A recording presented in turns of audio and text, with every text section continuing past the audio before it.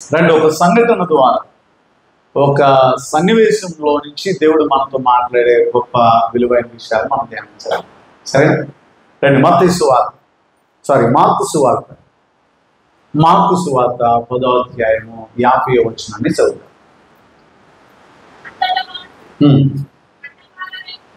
బట్ట పారవేసి దిక్కున లేచి యేసు నొద్దకు వచ్చెను. యేసు, నేను నీకేం చేయాలనుకుంటున్నావు అని అడిగాడు. ఆ గుడ్డివాడు, బోధకుడా నాకు దృష్టి కలగ చేయమని ఆయనతో అన్నాడు. చాలా జాగ్రత్తగా ఆలకించండి. దీనిలోంచి దేవుడు విలువైన విషయాలు మనకు నేర్పించు. ఈ సంఘటన ఏంటో మీకు తెలుసు కదా. ఇక్కడ ఒక గుడ్డ ఆయన ఉన్నాడు. అడుక్కుంటూ ఉన్నప్పుడు ఏదో పెద్ద అలజడి, చాలా సౌండ్, ప్రజల యొక్క గోల, అంత సౌండ్ వినిపిస్తా ఉంటే ఎవరినో తట్టి వాడు ఆగితే వాడిని ఆపాడు. ఏం జరుగుతుంది, ఏంటి గోల అంతా అని అంటే అతను చెప్పాడు, ఇక్కడికి యేసు వస్తున్నాడు, ఈ ప్రాంతానికి యేసయ్య వచ్చాడు అని చెప్పాడు. అప్పటికి యేసయ్యని గురించి విన్నాడు. ఈ అవకాశం పోతే నాకు రాదని చెప్పి ఈ బర్తిమయ్య ఏం చేశాడంటే, దావీదు కుమారుడా నన్ను రక్షించు, నన్ను కరుణించని అరవటం ప్రారంభించాడు. ఈ అరుస్తూ ఉన్నాడు, కేకలు వేస్తూ ఉన్నాడు. యేసయ్య స్వరాన్ని విన్నాడు. ఇక్కడ ఒక సంఘటన మీకు చెప్పాలి. సృష్టిని అంతటిని ఆపేసిన ఒక వ్యక్తి బైబిల్లో ఉన్నాడు. ఎవరో చెప్పండి.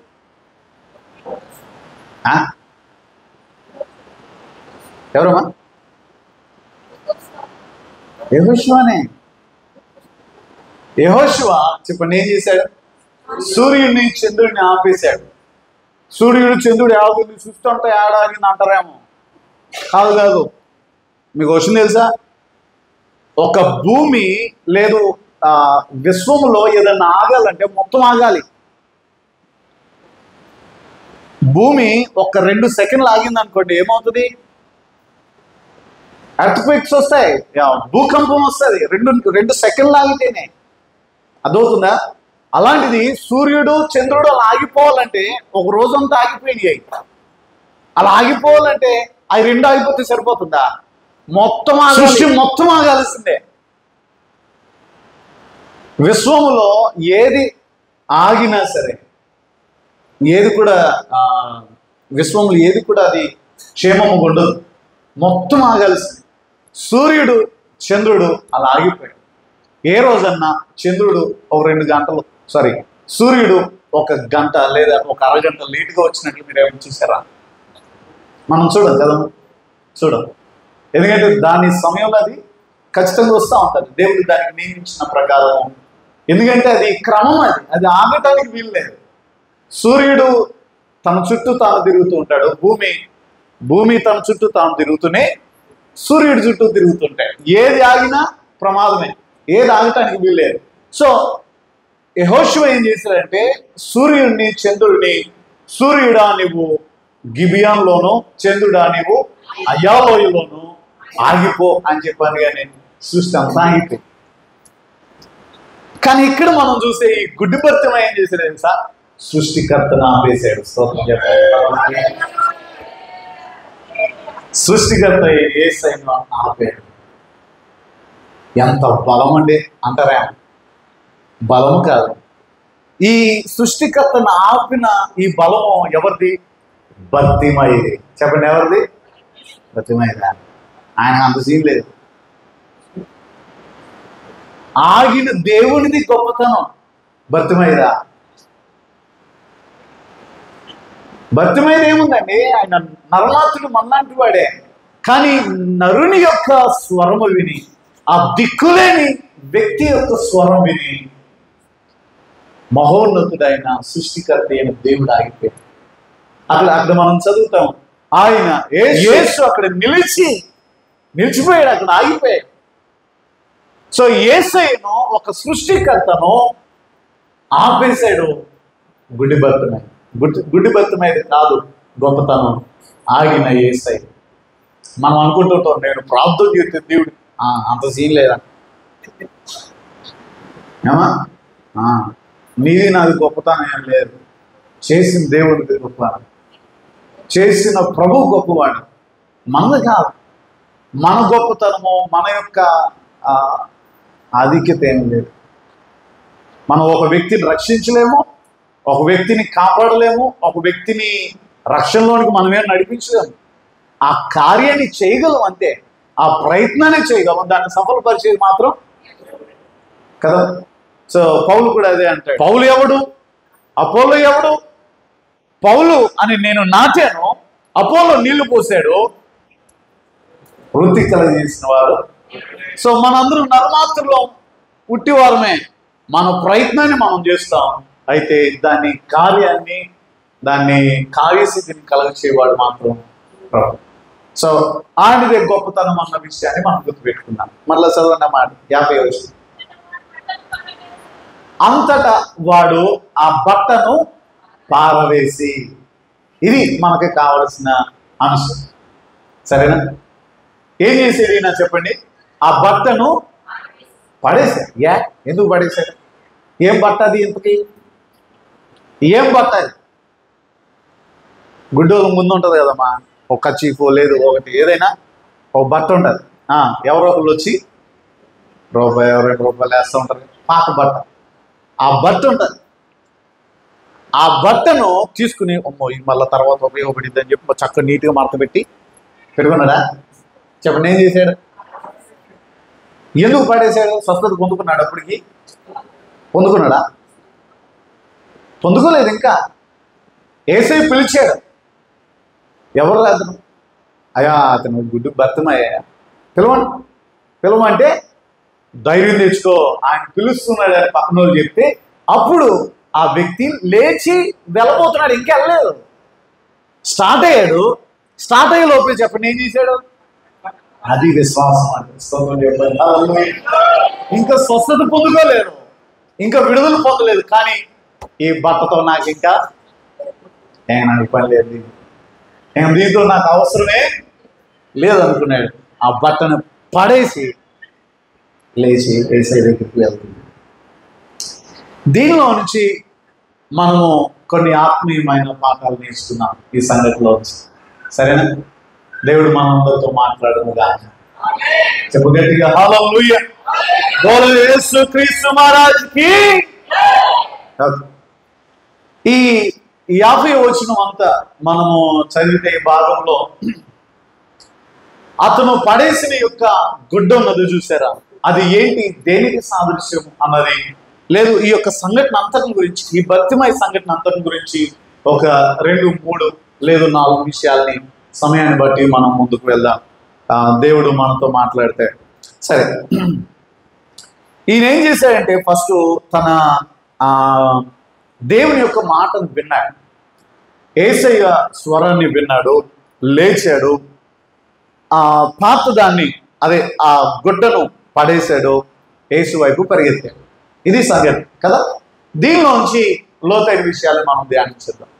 ఎందుకు నేను ఈ సంఘటన చెప్తున్నా అంటే, మన పాత ఆ గుడ్డ ఉన్నది చూసారా, ఆ జీవితం ఉన్నది చూసారా, ఆ బ్రతుకు ఉన్నది చూసారా, దాన్ని విడిచి యేసయ్య దగ్గరికి రావడానికి గురించి నేను మాట్లాడబోతున్నాను. సో ఈరోజు ఇద్దరు దేవునికి వారి జీవితాన్ని అప్పగించారు. వారి పాత జీవితాన్ని చెప్పండి ఏం చేశారు? ఉదయం పాస్టర్ గారు చెప్పారు కదా, అది చచ్చిపోవాలి. కానీ కొన్నిసార్లు మనం దాన్ని చంపం, సమయం వస్తుంది అప్పుడు మళ్ళీ బతికిస్తాం. ఒక్కసారి బైబుల్ తీసి పక్కన పెట్టానంటే అని లెగుతాం. అదే నేను ప్రార్థనకి వెళ్ళకపోయి ఉంటే అంటే ఏంటి దాని అర్థం? ఇంకా సావలేదన్న. అమ్మా చెప్పండి, ఏం చేయలేదు, ఇంకా దాన్ని చంపట్లేదు. అది సావకపోతే నీ జీవితంలో ఇంకా ఫలాన్ని నువ్వు చూడవు, చంపాలి. ఆ పాపాన్ని లేదా ఆ పాత జీవితాన్ని నువ్వు చంపాలి, విడిచిపెట్టాలి అనే విషయాన్ని గురించి మనం చూద్దాం. విడిచిపెట్టాలి లేదా పారవేయాలి. మొట్టమొదటి విషయాన్ని మనం చూస్తే ఏంటి పాత గుడ్డ లేదా ఈ బట్ట ఏంటి అని అంటే, మన పాత గుర్తింపు, మన ఐడెంటిటీ అన్నమాట. ఇది భర్తిమై కప్పుకునే లేదా అతని యొక్క ఐడెంటిటీ తన ముందు పెట్టుకునే ఆ గుడ్డ చూడగానే ఇది అడుక్కునేవాడురా అనే ఒక గుర్తింపు అన్నమాట. ఈ గుడ్డ ఎవరిది చెప్పండి? గుడ్డివాడి. ఈ పాత గుర్తింపును విడిచిపెట్టాలి. ఏంటి నీ పాత గుర్తింపు? నీది కూడా ఏదో ఒక గుర్తింపు ఉంటుంది.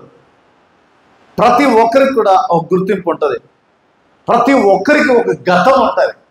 ప్రతి ఒక్కరికి ఒక లోపం ఉంటుంది. ప్రతి ఒక్కరికి అపజయం ఉంటుంది, దుఃఖం ఉంటుంది మన దగ్గర. ఏమండి, మన పేరు లేదా మన ఫెయిల్యూర్ ఏదో ఒకటి ఉంటుంది. మన యొక్క పాత బ్రతుకు ఏదో ఒకటి ఉంటుంది. నీ పాత జీవితము, నీ పాత విధానం ఏదైతే ఉన్నదో చెప్పండి, ఏం చేయాలి? దాన్ని తీసి పక్కన పడేయాలి. అది నీతో పాటు తెచ్చుకోకూడదు. అది మళ్ళా నువ్వు యేసయ్య దగ్గరకు వచ్చే తర్వాత కూడా, యేసయ్య దగ్గరకు వచ్చేటప్పుడు దాన్ని తెచ్చుకోవడానికి వీల్లేదు.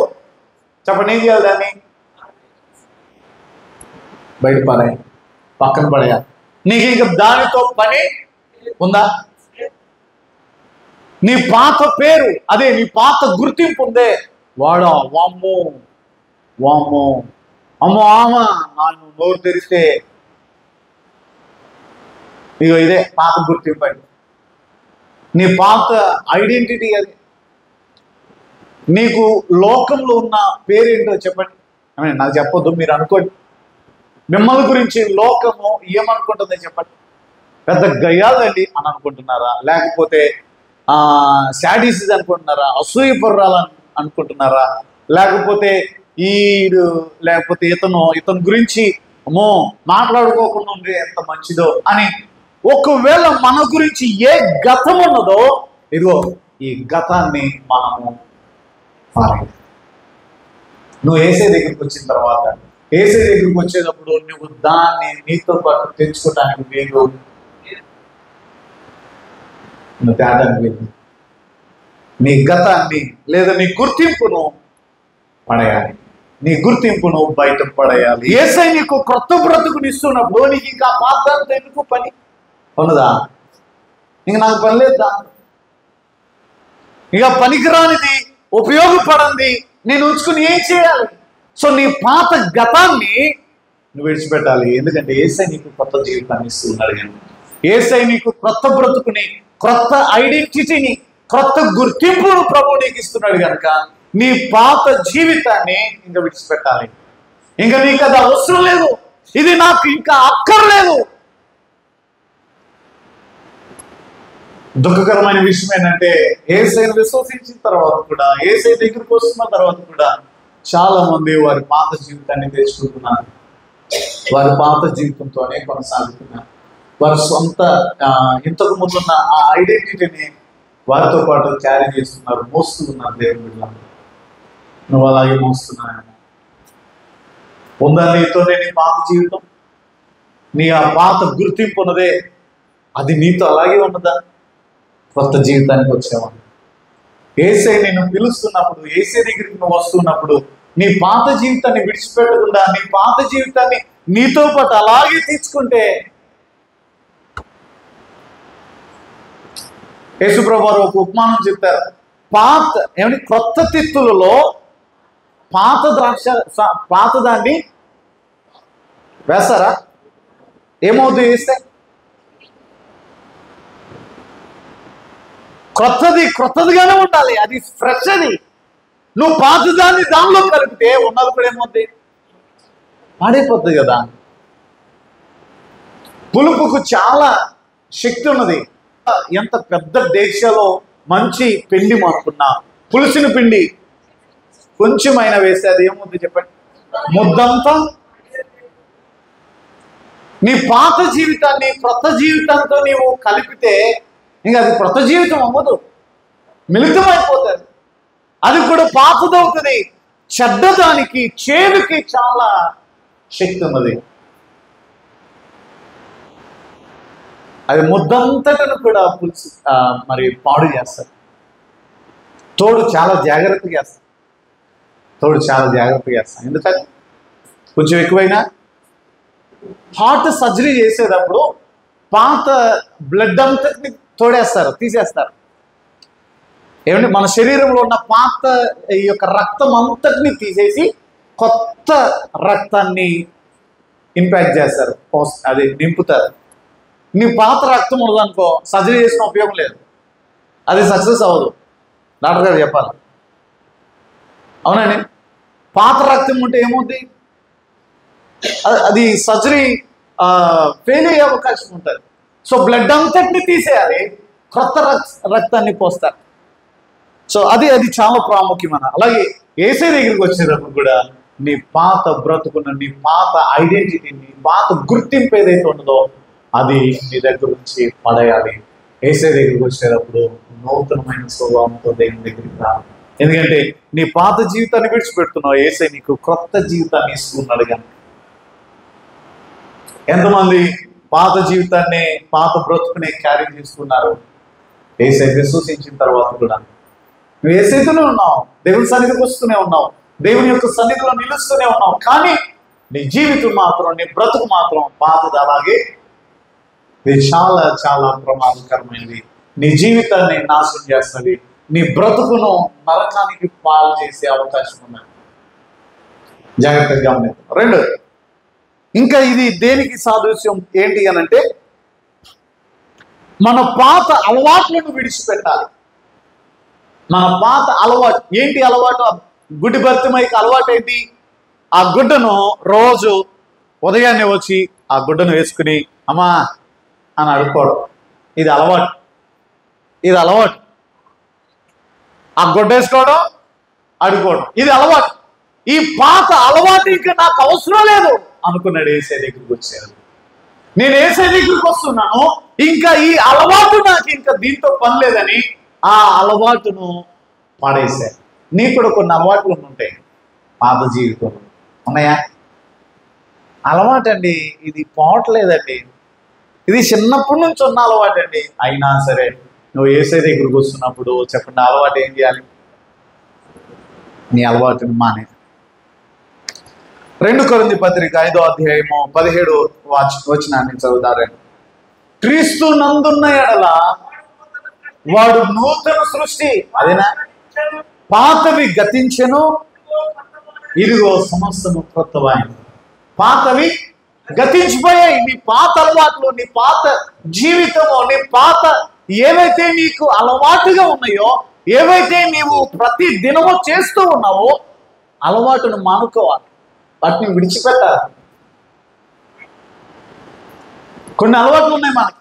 లేవుగానే ఫోన్లు చూసుకోవటం లేదు, మనకి ఎక్కువ అలవాటు ఫోన్లో కొన్ని చూడటం, కొన్ని అలవాటు చేసుకోవటం, లేదా కొన్ని స్థలాలకి వెళ్ళటం, కొన్ని ప్రదేశాలకు మనం వెళ్ళకూడని ప్రదేశాలకు వెళ్ళటం, మాట్లాడకూడనివి మాట్లాడటం, చేయకూడనివి చేయవటం. చెప్పండి, ఇవన్నీ ఏంటి చెప్పండి? అలవాటు. ఈ అలవాటును మానాలి. ఈయన కూడా అలవాటు. అది రోజు వస్తాడు, గుడ్డేసుకుంటాడు, ఇది అలవాటు.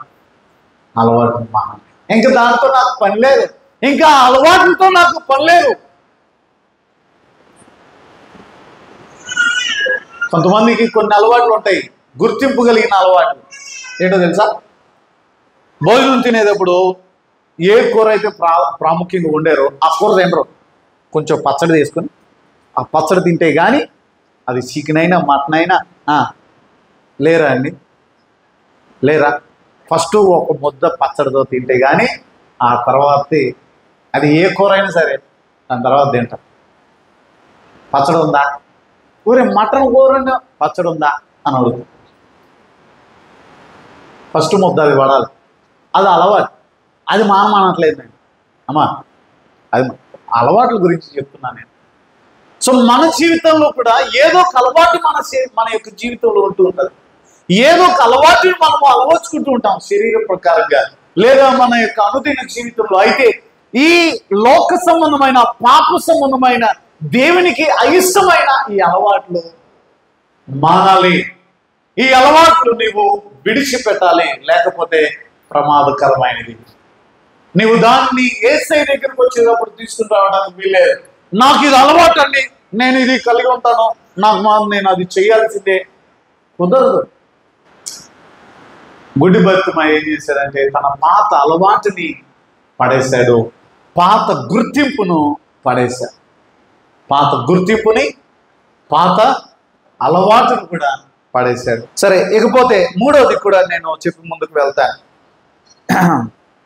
1 కొరింథీ పత్రిక 15వ అధ్యాయం 33వ వచనం చదువుదాం రెండవసారి. దుష్ట సాంగత్యము మంచి నడవడిని చెరుపుతారు. చాలు, ఆగండి. ఇక్కడ ఈ గుడ్డిబత్తమై ఇంకో మూడో పని ఏం చేశాడంటే పాత సంబంధాలను వదులుకున్నాడు. చెప్పండి, ఏం చేశాడు? పాత సంబంధాలన్నిటిని వదులుకున్నాడు. ఏ సంబంధాలు అంటే బర్తమై పక్కన చాలా మంది అరవక ఆయనేమి నీ స్వరాన్ని ఏమి వినడం, గోల చేయమాకు, ఆయన డిస్టర్బ్ చేయమాకు, ఆయన ఇబ్బంది పెట్టమాకు, అరవక నోరుమై అని చెప్పేవాళ్ళు చాలా మంది పక్కన ఉన్నారు. గుడ్డిబత్తమ ఏం చేశాడు? వాళ్ళు చెప్తున్న కొద్దీ ఈయన ఇంకా బిగ్గరగా కేకలు వేస్తున్నారు. వాళ్ళు ఎవరైనా కానివ్వండి, ఎవరైనా కానీ తన పాత సంబంధాలని వదులుకున్నాడు. నాకు ఇంకా అవసరం లేదు, ఎందుకంటే నాకు క్రొత్త సంబంధము నా ఎదుట ఉన్నది కనుక, నా ఎదుట క్రొత్త సంబంధము నా ఎదుట ఉన్నది కనుక నాకు ఇంక ఈ పాత సంబంధాలతో పని. దేవుని దగ్గరకు వచ్చిన తర్వాత కూడా నీ పాత సంబంధాలను కొనసాగించకూడదు. నువ్వు యేసై దగ్గరకు వచ్చిన తర్వాత కూడా, నువ్వు యేసైతో ఉన్న తర్వాత కూడా నీ పాత సంబంధాలు అలాగే కొనసాగించడానికి వీల్లేదు. కొంతమందికి ఇది మాత్రం ఉంటుంది, ప్రార్థనకు వస్తూనే ఉంటాం, దేవుని సన్నిధిలోనే ఉంటాం, ఆరాధనకు వస్తూ ఉంటాం, కానీ ఓల్డ్ ఫ్రెండ్షిప్ మాత్రం ఫ్రెండ్షిప్పే, ఆ ఫెలోషిప్పే. ఇప్పుడు చదువుకున్నాం కదా, దుష్ట సాంగత్యము మంచి నడవడిని. కాబట్టి నీ పాత సంబంధాలు విడిచిపెట్టాలి, నీ పాత బంధాన్ని విడిచిపెట్టాలి. చాలా మందికి చాలా కొత్త కొత్త సహవాసాలు ఉంటాయి. నీ ఆత్మీయతను పాడు చేసి నీ ఆత్మ సంబంధమైన బ్రతుకును నాశనం చేసే దానికి నీకు అవకాశం లేదు. నేను బిడ్డ, నీ సహవాసం ఎవరితో ఉన్నది? నీ బంధం ఎవరితో ఉన్నది? అమ్మా, నువ్వు ఎవరితో ఫ్రెండ్షిప్ చేస్తున్నావు? నువ్వు ఎవరితో సహవాసం చేస్తున్నావు? నీ ఫెలోషిప్ ఎవరితో ఉన్నది? ఏమా, నీ ఆత్మీయతను బలపరిచే వారితోనా, లేదు నేను వెనక్కి లాగి నిన్ను దూరం చేసే వారితోనా? ఆలోచించే. పాత సంబంధాలను విడిచిపెట్టాలి. నాకు దీనితో వీరితో నాకు ఇంకా సంబంధం లేదు, ఈ పాత సంబంధముతో నాకు అవసరం లేదు, ఈ ప్రజలతో నాకు ఇంకా అవసరం లేదు. ఎందుకంటే నాకు క్రొత్త సంబంధం ఏర్పడుతున్నది, నాకు క్రొత్త సహవాసం ఏర్పడుతున్నది కనుక నాకు ఈ పాత సంబంధముతో నాకు ఇంకా పని లేదు. వాళ్ళ మాట లేదు. మీరు ఎంతైనా చెప్పండి అబ్బా, నేను విన్నాం. ఇంకా బిగ్గరగా కేకలు వేస్తూ ఉన్నాడు. ఇంకంతే, బట్టను పడేశాడు. మీరు కూడా వస్తారా? నాకు మీరు వస్తే రండి, లేకపోతే లేదు, నేను మాత్రం వెళ్ళాలి. ఎక్కడికి?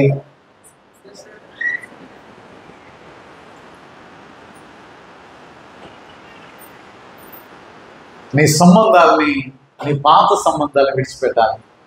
నువ్వు దేవుని యొద్దకు వస్తున్నావు కదా, నీ సహవాసము, నీ బంధము దేవునితోనే, లేదు నీ ఆత్మ సంబంధమైన జీవితాన్ని బలపరిచే వారితోనే కానీ నీ విశ్వాసాన్ని, నీ యొక్క భక్తి జీవితాన్ని వెనక్కి లాగే వరకు నీ సహవాసం ఉండకూడదు, ఏమాత్రం ఉండకూడదు. ఎందుకంటే నీ భక్తి జీవితం పాడైపోతుంది, నీ విశ్వాస జీవితం పాడైపోతుంది. నీవు దేవునికి దూరమై, నీ విశ్వాసము దేవునికి దూరం అయిపోయే అవకాశం ఉన్నది కనుక జాగ్రత్త పడదాం. పాత సంబంధాలు విడిచిపెట్టాలి. చెప్పండి, ఏం చేయాలి? అవును, కొంతమంది శిష్యులు వచ్చారు, వచ్చి ధైర్యం తెచ్చుకో, ఆయన నిన్ను పిలుస్తూ ఉన్నాడని చెప్పి యేసయ్య దగ్గరికి తీసుకుని వెళ్ళే వారిని మనం చూస్తూ ఉన్నాం. మనము కూడా యేసయ్య దగ్గరికి తీసుకుని వెళ్ళే వారిని, లేదా ఆత్మ సంబంధమైన జీవితానికి పరిచయం చేసేవారిని మనం ఏర్పాటు చేసుకోవాలి. కానీ వెనక లాగేవారిని, మిగతా వాళ్ళు ఏం చేశారు? పక్కన ఉన్న వాళ్ళు ఆపు ఆపు, వీడు స్వరం యేసయ్యకి వినిపించకూడదని చెప్పండి ఏం చేద్దాం అనుకున్నారు? ఆపుదాం అనుకున్నారు. కానీ తర్వాత కొంతమంది వచ్చారు, వాళ్ళు వచ్చి చెప్పండి ఏం చేశారు? ధైర్యం తెచ్చుకో, యేసయ్యని పిలుస్తున్నాడని యేసయ్య దగ్గర వచ్చి. నువ్వు ఎవరి మాట వినాలి? ఆపేవాళ్ళ మాట, తీసుకెళ్లే వాళ్ళ మాట. ఈ పాత సంబంధాలు ఉన్నాయే, వాటిని విడిచిపెట్టాలి. అప్పుడే నీ జీవితంలో దేవుని యొక్క కార్యాన్ని మనం చూస్తాం. 4వది కూడా చెప్పేసి నేను ముందుకు వెళ్తాను. ఫిలిప్పీయులకు రాసిన పత్రిక 3వ అధ్యాయము 13 నుంచి 14 వచనాలు చదువుతారు. 2 వచనాలు. వెనుకున్న వాటిని మరచి ముందున్న వాటికై వేగిరపడుచున్నాము. చాలా చూడండి, ఇక్కడ ఏం చేశారంటే మరొకటి విడిచిపెట్టాల్సిన స్థలం ఏంటంటే ఆయన ఉన్న స్థలం, ఆయన కూర్చున్న స్థలం, ఆయన ఇప్పుడు వరకు ఉన్న ప్లేస్ని చెప్పండి ఏం చేశాడు? విడిచిపెట్టాడు. రమ్మను కానీ ఆయన ఇక్కడికి రమ్మను, నేను రాను అనలేదు. ఆయన ఎప్పుడైతే నిన్ను ఆయన పిలుస్తున్నాడో ధైర్యం తెచ్చుకోమని శిష్యులు వచ్చి చెప్పారో ఆయన వెంటనే దిగ్గున లేచి తన బట్టను పారవేసి అక్కడి నుంచి లేచి యేసయ్య దగ్గరికి వెళ్తాడు. మనం ఉన్న స్థలమును మనం విడిచిపెట్టాలి. మనం కూర్చున్న చోటు, మనం ఉన్న స్థలమును మనం విడిచిపెట్టాలి. ఏమండి? వెంటనే అక్కడి నుంచి పరిగెత్తాడు, యేసయ్య దగ్గరికి వెళ్ళాడు. మనం ఉన్న స్థితి ఎలాంటిదంటే మనల్ని ఎదగకుండా చేసే స్థలం, మనల్ని దేవునిలో బలపడకుండా చేసే స్థలం, మనల్ని ఎప్పుడు కూడా కొన్ని స్థలాలను చూస్తే ఆ స్థలం ఏంటిదో చెప్పొచ్చు మనం, అవునా? అపోస్తలుల కార్యాలు 3వ అధ్యాయంలో అక్కడ ఒక కుంటివాడు ఉంటాడు, మందిరం దగ్గర అడుక్కుంటూ ఉండేవాడు. కానీ పేతురు యోహాన్లు వచ్చి 3 గంటల సమయం అప్పుడు వారు ఈ సంఘటన అంతా మనకు తెలుసు. వారు నా దగ్గర ఏం లేదు కానీ మా దగ్గర ఉన్నదే నీకు ఇస్తామయ్యా అని నజరేయుడైన యేసు నామంలో లేచి నడవమనగానే ఆ వ్యక్తిని పట్టి లేపగానే ఆ వ్యక్తి నడిచాడు కదా. ఈ వ్యక్తి నడుస్తూ మెట్లు ఎక్కుతూ పైకి దేవాలయంలోనికి వెళ్ళాడు. అక్కడ చూసిన వారందరూ ఏమన్నారు? అరే వీడు ఆ మెట్ల దగ్గర అడుక్కునేవాడు కదా. ఏం గుర్తించారు వాళ్ళందరూ? ప్లేస్, స్థలం. ఆ స్థలం ప్రాముఖ్యమైపోయింది. ఆ స్థలం చూడగానే ఇక్కడ ఎవరు అడుక్కునేవాడు ఉన్నాడే, కొంతమందిని చూడగానే మనం చెప్పేస్తాం. ఆ స్థలం ఏంటంటే ఆ స్థలము వారిని బంధించి పెట్టేది లేదా ఎదగకుండా చేసింది.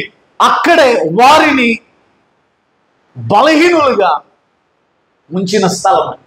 కానీ ఆ స్థలము నుంచి నీవు పరిగెత్తాలి, నీవు ఆ స్థలమును విడిచిపెట్టాలి. స్థలము అన్నది మన స్థితిని సూచిస్తూ ఉండదు అన్నమాట.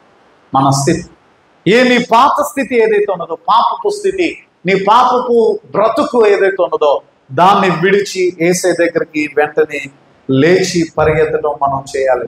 అడ్డంకులు దాటుకుని మనం ముందుకు వెళ్ళాలి. గతం ముగిసిన అధ్యాయం, ఇంకా గతం గతః, ఇంకా దీంతో నాకు పని లేదు. Pass is pass. కాబట్టి నా జీవితాన్ని ఇక నేను నూతనంగా ప్రారంభించాలి. నాకు ఇంకా ఈ స్థలముతో కానీ, ఈ ప్రజలతో కానీ, ఈ గుడ్డతో కానీ, దేంతో కూడా నాకు, ఎందుకంటే నేను మీట్ అవ్వబోతోంది, నేను కలుసుకోబోతుంది ఎవరిని? యేసయ్య. ఆయన దగ్గరికి వెళ్ళిన తర్వాత నాకు క్రొత్త జీవితాన్ని ఇస్తాడు, కొత్త బ్రతుకునిస్తాడు, క్రొత్త అధ్యాయంలో నా జీవితంలో ఆయన ప్రారంభిస్తాడు. నేను ఈ పాత స్థలాన్ని విడిచి క్రొత్త స్థలానికి లేదా క్రొత్త జీవితంలోనికి నేను అడుగు పెట్టబోతున్నాను. ఇంకా నాకు ఈ స్థలంతో కానీ వేటితో కూడా నాకు ఇంకా సంబంధం లేదు. ఈ సంఘటనలోంచి దేవుడు ప్రాముఖ్యమైన విషయాలు మీతో మాట్లాడుతున్నాడు. మనం అర్థం చేసుకుంటున్నామో లేదో. 29వ అధ్యాయము 11వ వచనంలో ఆ మాట ఉంటాయి. చదువుదాం ఒకసారి, చదవండి. నేను మిమ్మల్ని గురించి ఉద్దేశించిన సంగతులు నేను ఎరుగుదాం, రాబో కాలం ముందు మీకు నిరీక్షణ కలుగునట్లు అవి సమాధానకరమైనవే కానీ హానికరమైనవి కాదు. సో దేవుడు మన గురించి గొప్పవి, శ్రేష్టమైనవి ఆయన ఆలోచిస్తున్నాడు. ఆయన కొరకు మనము మన విశ్వాసంతో మనం ముందడుగు వేయటం మనం మానకూడదు. 4 విషయాలు చెప్పాను, గుడ్డి భర్తమై చేసిన విషయాలు చెప్పండి. మొదట ఆయన ఏం చేశారు చెప్పండి? ఆయన పాత గుర్తింపుని విడిచిపెట్టాడు. తన పాత గుర్తింపు ఏంటది? అడుకోవడం. అది ఆయన గుర్తింపు, తన ఐడెంటిటీ. అది నేను ఇంకా ఈ స్థితిలో ఉండటానికి వీల్లేదు. నీ పాత గుర్తింపును విడిచిపెట్టాలి. యేసయ్య దగ్గరికి వస్తుంది. యేసయ్య దగ్గరికి వచ్చిన తర్వాత కూడా నీ పాత జీవితాన్ని నువ్వు మోస్తూ ఉన్నట్లయితే, నీతో ఉంచుకున్నావంటే, ఈ రాత్రి అయినా ఈ సమయంలోనైనా మన పాత గుర్తింపును విడిచిపెడదాం. ఆ తర్వాత రెండోది, మన పాత అలవాటుని విడిచిపెట్టాలి. ఏంటి మన అలవాటు? ఆయన అలవాటు ఏంటి? గొడ్డేసుకోవడం, అడుక్కోవడం. సో ఇది అలవాటు. సో ఈ అలవాటుతో నాకు ఇంకా పని లేదు, ఎందుకంటే నేను యేసయ్యతో ఉన్నాను. ఇంకా నాకు క్రొత్త అలవాట్లు దేవుడు మనకు నేర్పించబోతున్నాడు.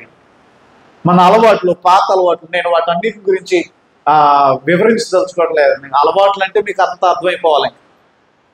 వాటన్నిటిలోకి వెళ్ళామంటే మనకు సమయం సరిపోదు. మూడోది ఏంటంటే మన పాత సంబంధాలని, మన ఫెలోషిప్ని విడిచిపెట్టాలి. ఎవరు మనల్ని వెనక లాగుతున్నారో, ఎవరు మన విశ్వాసాన్ని దేవుని యొద్ద నుంచి దూరం చేయాలనుకుంటున్నారో, మన భక్తి జీవితాన్ని, మన యొక్క క్రమమైన జీవితాన్ని ఎవరు దూరం చేయడానికి ప్రయత్నం చేస్తున్నారో, ఇగో ఈ పాత సంబంధాలను విడిచిపెట్టాలి. నాలుగోది మన స్థితిని విడిచి దేవుని దగ్గరికి పరిగెత్తాలి. నీవు అక్కడ ఉండటానికి వీల్లేదు, నీ పాత స్థలంలో ఉండటానికి వీల్లేదు, నీ ఆ పాత బ్రతుకులో నీవు అక్కడ ఉండటానికి వీల్లేదు. అక్కడ స్థలమును విడిచి దేవుని యొద్దకు నువ్వు పరిగెత్తాలి. ఇది మనం చేయవలసిన పని. ఈ ఒక్క వచనం చదివి నేను ముగిస్తాను. మొదటి కొరింథీ పత్రిక 5వ అధ్యాయము 7వ వచనం చూడండి. 5వ అధ్యాయము 7వ వచనం. క్రొత్త ముద్ద అవ్వటానికి ఆ పాతదైన పులిపిండిని మళ్ళా దానిలో కలపండి. స్తోత్రం చెప్పండి. హల్లెలూయా. ఏం చెప్పాను నేను? కలుపుతారా? అక్కడ ఏం చెప్పాడు? పాడేయమంటే కలుపుతామా మనం? కలపకూడదు. ఆ పులిపిండిని పడేయండి. పులిపిండి అన్నది, పిండి అన్నది జీవితానికి సాదృశ్యం, స్వభావానికి సాదృశ్యం. ఈ పాత పిండి లేదా పులిసిన పిండి, పులుపు అన్నది విమనస్సుకు సాదృశ్యం. అదవుతుందా? మన స్వభావం ఏదైతే ఉన్నదో ఈ పాత స్వభావాన్ని నువ్వు పడేయాలి. అమ్మా, మీరు క్రొత్త ముద్ద, మీరు మంచి ముద్ద, మీరు మంచి పిండి. నేను ఎంతోమంది వచ్చినప్పుడు కూడా మీతో చెప్పాను, ఇక్కడున్న మీలో అందరూ కూడా చాలా మంచివాళ్ళు, అవునా కదా? నాకు సమాధానం కావాలి. మీలో ఇక్కడ ఉన్న వాళ్ళందరూ చాలా మంచివాళ్ళు, అవునా కాదా? చెప్పరే? అలా చెప్తున్నాను. ఇక్కడ కూర్చున్న మీరు అందరూ మంచివాళ్ళే. కానీ మనలో సాతానుడు ఈ పులిపిండిని కలుపుతున్నాడు. మీలో ఎంత మంచి క్రియలు ఉన్నాయో తెలుసా? మీలో ఎంత గొప్ప లక్షణాలు ఉన్నాయో తెలుసా? మీ పాస్టర్ గారిని ఒక్కొక్కరి గురించి చెప్పమంటే ఎంతసేపు చెప్తాడు, చెప్పగలరా ఆయన? అప్పుడప్పుడు ఎవరైనా సడన్గా కనిపించినప్పుడు వాళ్ళ గురించి చెప్తూ ఉంటారు, ఈమె పరిచర్యలో ఎంత గొప్పగా పరిచర్య చేసేదాన్ని, ఈమె విశ్వాసులు ఎంత బలంగా ఉండేదని కొంతమందిని సడన్గా కనిపించినప్పుడు వారి గురించి చెప్తూ ఉంటే వినేవారు. నిజమండి, ఇక్కడ కూర్చున్న మనం చెడ్డ లక్షణాలు ఉన్నాయి, లేకలేదు, ఉన్నాయి. అయితే అవి సాతానుడు తర్వాత తీసుకొచ్చి పెట్టాడు. మనం ఏం చేస్తున్నాం అంటే మనలో ఉన్న మంచి లక్షణాలని ఈ పులిపిండితో కలిపి మనలో ఉన్న చెడ్డ లక్షణాలని బయటికి చూపిస్తుంది. మీలో ఈ పులిపిండిని సాతానుడు ప్రవేశపెడుతున్నాడు. జాగ్రత్త పడండి. అయ్యా, ఈ పులిసిన పిండి నేను పడేయాలి కానీ నాతో తెచ్చుకోకూడదు. చెప్పండి, ఏం చేయాలి? పులిపిండి తెచ్చుకుంటారా? అమ్మా, ఇది మీ జీవితాలను పాడు చేస్తుంది, మీ స్వభావాన్ని ఎంత నాశనం చేస్తుందో తెలియదు. ఈమె ఇంత మంచి జీవితాన్ని కలిగి ఉన్నామే, ఏంటి ఈ రకంగా తయారైపోయింది? ఎంత బాగున్న కూర ఎంత చేదైపోయింది ఏంటి? ఏదో కలిసింది దానిలో. చెప్పండి, ఏమైంది? కలిసింది. అది కలవకపోతే ఎంత బాగుండేది కదా. ఆ పులిసిన పిండి కలవకపోతే ఎంత బాగుండేది కదా. నీ జీవితం కూడా ఆ పులిసిన పిండి, ఆ పాప జీవితం మిక్స్ అవ్వకపోతే నీ జీవితం ఎంత బాగుంటుందో. మనలో ఉన్న ప్రతి విధమైన పులిసిన పిండి దేవుడు దూరం చేయనుగా.